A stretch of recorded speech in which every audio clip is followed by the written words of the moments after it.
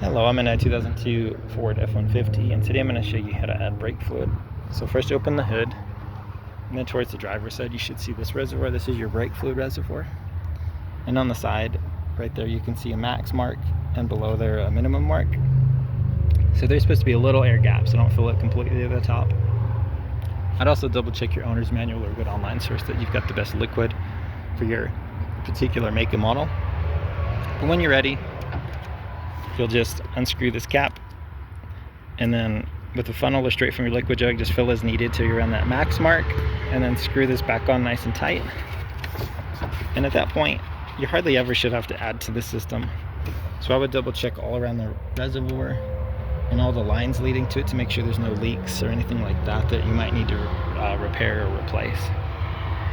But I hope all this was helpful and hope you have a wonderful day.